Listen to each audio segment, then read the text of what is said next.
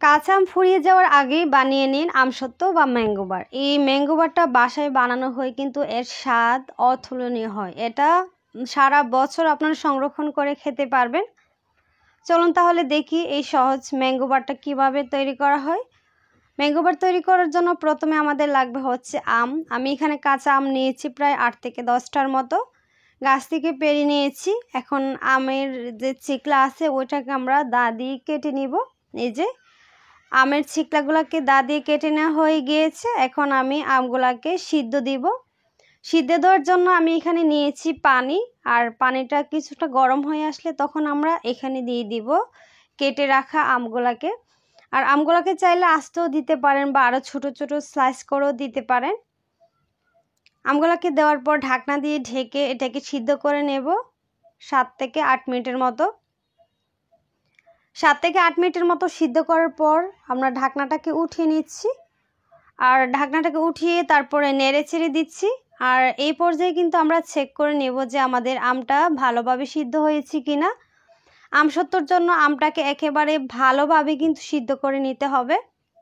ভালোভাবে সিদ্ধ করে না নিলে কিন্তু আমসত্ত্ব পরে হয় না, বেশি একটা ভালো বা স্মুথ হয় না। তাই আমসত্ত্ব করার জন্য আমগুলোকে ভালোভাবে সিদ্ধ করে নেওয়ার পর আমি ঠান্ডা করে দেন ব্লেন্ড করে নিয়েছি। আমি কিন্তু এখানে ছেঁকেও নিয়েছি, ছেঁকে তারপরে এখানে আমি দিয়ে দিচ্ছি। প্রথমে আমসত্ত্বর যে পিউরিটা আছে ওইটা ঢেলে দিয়েছি, তারপরে দিয়েছি আমি মিষ্টি। আপনাদের পরিমাণ অনুযায়ী মিষ্টি দিবেন। তারপরে এখানে দিয়ে দিচ্ছি লবণ আর দিয়ে দিচ্ছি শুকনো মরিচের গুঁড়া। আর এটা কিন্তু একেবারে ঝাল না, মিষ্টি মিষ্টি যে মরিচটা আছে ওইটা দিয়েছি, শুধু সুন্দর একটা কালার আসবে। দেখেন কতটা সুন্দর একটা কালার এসেছে, এই জন্যই দেওয়া। ভালোভাবে মিশিয়ে নিয়ে তারপর এখন ঢাকনা দিয়ে ঢেকে রান্না করব 7 থেকে 8 মিনিটের মতো। 7 থেকে 8 মিনিট পর দেখবেন যে ভালোভাবে বলক এসে গেছে চারপাশ দিয়ে। দেখেন এভাবে যখন চারপাশ দিয়ে বলক আসবে তখন আমরা ঢাকনাটাকে উঠিয়ে তারপর নেড়ে ছেড়ে দিব।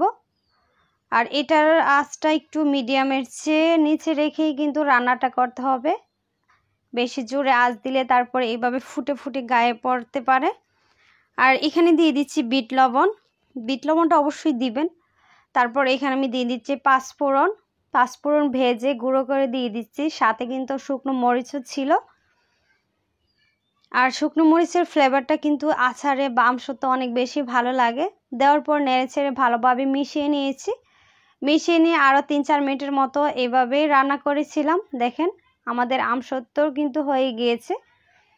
এই যে এখন আমরা এই আমটাকে উঠিয়ে তারপর এভাবে একটা স্টিলের থালি নিয়েছি। আর এখানে দিয়ে দিচ্ছি কিছুটা সরিষার তেল। তেলটা দেওয়ার পর আমি এই হাত দিয়ে চারপাশ দিয়ে তেলটা ভালোভাবে লাগিয়ে নিচ্ছি।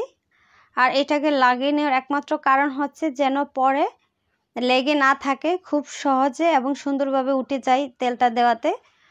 তারপরে আমরা যে আমের যে পিউরিটা করেছি ওইটা এখানে দিয়ে দিচ্ছি। ওইটাকে দেওয়ার পর একটা চামচের সাহায্যে আমরা চারপাশ দিয়ে নিজেদের ইচ্ছে মতো এটাকে আমরা ছোট বড় করে নিচ্ছি বা একটু বড় করে নিচ্ছি। আর আমসত্ত্ব কিন্তু বেশি একটা পাতলা হয় না, একটু মোটাই হয়। তাই আমি এভাবে চামচ দিয়ে এটার সাইজ মতো করে নিয়েছি। তারপর এভাবেই রেখে দিব আমি। যে দেখেন রোদে দিয়ে দিয়েছি। আপনারা চাইলে কিন্তু ফ্যানের বাতাসই দিয়ে এটা শুকিয়ে নিতে পারেন বা ওভেনে দিয়েও কিন্তু শুকিয়ে নিতে পারেন। তাই আমি কিন্তু রোদে দিয়ে শুকিয়ে নেব। দেখেন শুকানো হয়ে গিয়েছে। আমার কিন্তু 2 দিন টাইম লেগেছে এটা শুকানোর জন্য। দেখেন কতটা সুন্দরভাবে ইজিলি উঠে যায়। এই যে আর এটার ঘনত্বটা দেখেন বা পুরুত্বটা দেখেন। আর নিচ দিয়ে কিন্তু অনেক বেশি সুন্দর হয়েছে। এই যে দেখেন ভেঙে যাচ্ছে না, কিন্তু একেবারে 2 পাশ দিয়ে এইভাবে হাত দিয়ে করা যাচ্ছে, হাতে লেগেও যাচ্ছে না। তারপরে আমরা এখন এটাকে কেটে নিব। এখন আমরা একটা ছুরির সাহায্যে কেটে নিচ্ছি। আর আমসত্ত্ব কিন্তু একটু লম্বা লম্বা করেই কেটে নিতে হয়। এই যে দেখেন এভাবে আমি একটু লম্বা লম্বা করে কেটে নিচ্ছি। আর এই আমসত্ত্বটা কিন্তু আপনারা চাইলে সারা বছর সংরক্ষণ করে খেতে পারেন। এটা কিন্তু ফ্রিজেও রাখার কোনো ঝামেলা থাকে না, যে সময় ইচ্ছা ওই সময় আপনারা বের করে খেতে পারেন। আর আমি কিন্তু এখানে কোনো কালার দেই নাই, কোনো কালার ছাড়াই কিন্তু খুবই সুন্দরভাবে ঘরের উপকরণ দিয়ে কিন্তু এভাবে আমসত্ত্ব বানিয়ে সারা বছর সংরক্ষণ করে খেতে পারেন।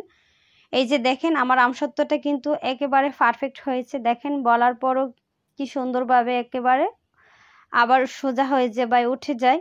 দেখেন লেগেও কিন্তু থাকে না। আর এইভাবে আমি আমসত্ত্বগুলোকে একসাথে করে নিয়েছি। আপনারা চাইলে লম্বা লম্বা করে রাখতে পারেন, আপনারা আবার চাইলে এভাবে করে রাখতে পারেন। আমি কিন্তু এইভাবে বলে বলে করি। তারপর ফ্রিজিং করে রেখেছিলাম বা ফ্রোজেন করে রেখেছিলাম। চাইলে ফ্রিজেও রাখা যায়, ঠান্ডা ঠান্ডা লাগে পরে খেতে ভালো লাগে। দেখেন আর এই আমসত্ত্বটা বানানো খুবই সহজ এবং খেতে কিন্তু দুর্দান্ত মজার ছিল। যেহেতু এখন আমের সিজন, তাই সবাই কিন্তু বাসায় এভাবে আমসত্ত্ব বানিয়ে রেখে সারা বছর খেতে পারবেন। আশা করছি আজকের রেসিপিটা খুবই সহজ এবং ভালো লেগেছে। ভিডিও ভালো লাগলে লাইক কমেন্ট শেয়ার করতে ভুলবেন না। ফ্রেন্ডস অ্যান্ড ফ্যামিলির সাথেও শেয়ার করতে পারেন। সবাই ভালো থাকবেন, সুস্থ থাকবেন। আল্লাহ হাফেজ।